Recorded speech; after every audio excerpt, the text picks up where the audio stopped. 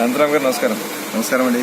మిమ్మల్ని 30 ఏళ్ళుగా ఆకాశవాణిలో రేడియోలో ఒక జింగిల్ వాయిస్గా లేదంటే ఒక స్పాన్సర్ ప్రోగ్రామ్ వచ్చే వాయిస్గా వింటాం మాకు బాగా అలవాటు. అఖిల్ అనంతరామ్గా మీరు ఆదిలాబాద్ ఆకాశవాణిలో 3 ఏళ్ళ పాటు పనిచేసి తర్వాత బొంబాయికి వచ్చారు. ఒక మంచి వాయిస్ కల్చరు డిక్షన్ మీలో మేము చూస్తాం, మిమ్మల్ని వింటూ వచ్చాం. మీ డిక్షన్ గురించి వాయిస్ గురించి ఒక 2 మాటలు చెప్పండి. నాకు ముఖ్యంగా డిక్షన్, ఉచ్చారణ ఈ విషయంలో నాకు గురుదేవులు చిన్నతనంలో బాల్యంలో జ్ఞాపతి రాఘారావు అన్నయ్య గారు, కామేశ్వర అక్కయ్య గారు, వృత్తిరీత్యా వనమాలి జగన్నాథరావు గారు, వీడు నాకు మెళకువలు బాగా నేర్పించారు. వనమాలి జగన్నాథరావు గారంటే 1948లో రేడియోలో వార్తలు చెప్పేవారు. ఆయన మా గురువు గారు అన్నమాట. 1948లో కొంగర జగ్గయ్య గారితో పాటు ఉండేవారు. ఒక లైన్ మాట్లాడాలంటే అందరూ మామూలుగా చెబుతూ ఉంటారు, ఎలా చెప్పాలి, మనం ఏమన్నా మాట్లాడితే అవతలి వాడి గుండెకి హత్తుకునేలా మాట్లాడటమే ఒక అడ్వర్టైజింగ్ మీడియా, ఒక వాయిస్ ఓవర్ ఆర్టిస్ట్ కళ. బాంబేకి ఎప్పుడు వచ్చారు? బొంబాయికి నేను వచ్చింది 1983లో వచ్చానండి. 1983లో వచ్చాను. వచ్చిన తర్వాత ఉద్యోగ వేటలో పడి అది కుదరక మళ్ళీ ఈ వాయిసింగ్ ఫీల్డ్ కూడా ఇక్కడే అని తెలిసి తిరిగి అమీన్ సయాని గారి ఆఫీస్కి వెళ్ళి అక్కడ వాళ్ళ ద్వారా కొన్ని పనులు చేశాను. తర్వాత మా గురువు గారి ద్వారా కూడా చాలా పనులు చేశాను. తర్వాత అడ్వర్టైజింగ్ మీడియా కాకుండా కొన్ని సినిమాలు కూడా తెలుగులోకి డబ్ చేశాను. నేను డబ్ చేసి డైరెక్ట్ చేశాను.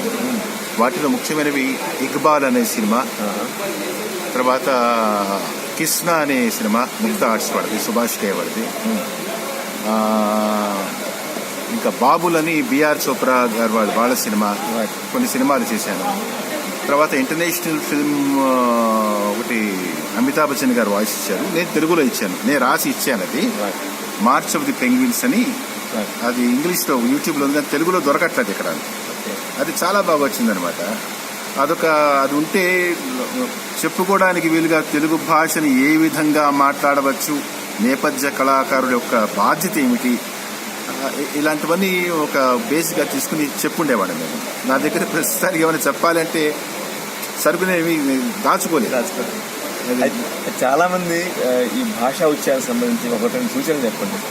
ఇప్పుడంతా కూడా భాష సంకరం అయిపోయినా కూడా భాష ఎలా పలికినా కొంత అంటే నేను వాయిస్ ఓవర్ ఆర్టిస్ట్కి ఇవ్వగలనండి. చెప్పండి. మామూలు వాయిస్ ఓవర్ ఆర్టిస్ట్కి ఏంటంటే ఫస్ట్ భాష బాగా వచ్చి ఉండాలి.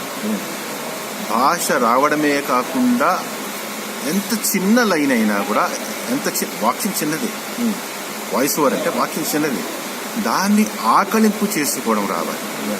మనం ఆ ప్రోడక్ట్ ఏమిటి, ఆ ప్రోడక్ట్ని దాన్ని దృష్టిలో పెట్టుకుని ఏ విధంగా మాట్లాడాలి, ఫస్ట్ మొదటి అక్షరాన్ని పంచ్ చేసి మాట్లాడడం, ఆ పంచ్ చేయడం వల్ల ఆ తర్వాతి వరుస అంతా చాలా చక్కగా ఇతరుల గుండెల్లోకి హత్తుకునేలా వస్తుందన్నమాట.